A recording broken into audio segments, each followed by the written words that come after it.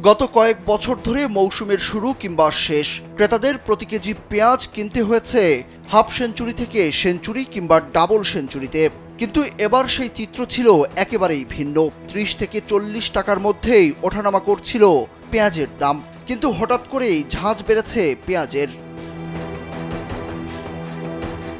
যেখানে রমজানে পেঁয়াজের দাম লাগামহীন থাকে, সেখানে এবার দাম ছিল ভোক্তাদের নাগালের মধ্যেই। পহেলা বৈশাখের পর হঠাৎ করে বৃদ্ধি পেয়েছে পেঁয়াজের দাম। কয়েকদিনের ব্যবধানে কেজি প্রতি দাম বেড়েছে ১৫ থেকে ২০ টাকা পর্যন্ত। অভিযোগ করেছে ব্যবসায়ীরা এরই মধ্যে পেঁয়াজ মজুত করা শুরু করেছে, ফলে হঠাৎ এই দাম বৃদ্ধি।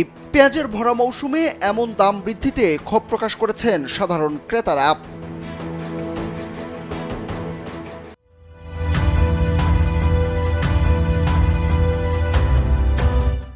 রাজধানীর বিভিন্ন বাজারে গিয়ে দেখা গেছে খুচরা পর্যায়ে প্রতি কেজি দেশি হালি পেঁয়াজ বিক্রি হচ্ছে ৫৫ থেকে ৬০ টাকায়। তবে খুচরা বিক্রেতারা বলছেন দাম বাড়ার পেছনে তাদের কোনো হাত নেই।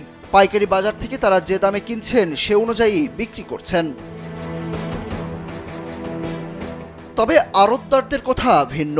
তাদের ভাষ্য, এবার মুড়িকাটা পেঁয়াজে কৃষকরা দাম না পেয়ে লোকসান গুনেছেন। ফলে তারা হালি পেঁয়াজ সব বাজারে না ছেড়ে মজুতের দিকে ঝুঁকছেন। এতে সরবরাহ কমে গেছে, যার প্রভাব পড়েছে আড়ত, পাইকারি ও খুচরা সহ সব পর্যায়েই।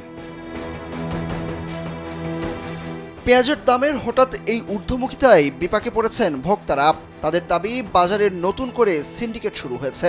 পাইকারি, মোকাম ও আড়তে এখন থেকেই নজরদারি বাড়াতে হবে। তা না হলে সামনে পেঁয়াজের দাম আবারও সেঞ্চুরিতে ঠেকবে।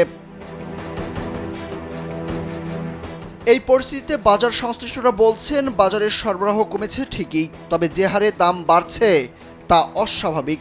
আবারও বাজার সিন্ডিকেট সক্রিয় হয়েছে, যারা কৃত্রিম সংকট তৈরির মাধ্যমে মুনাফা লুটছে। সুরুজ আহমেদ, কালবেলা।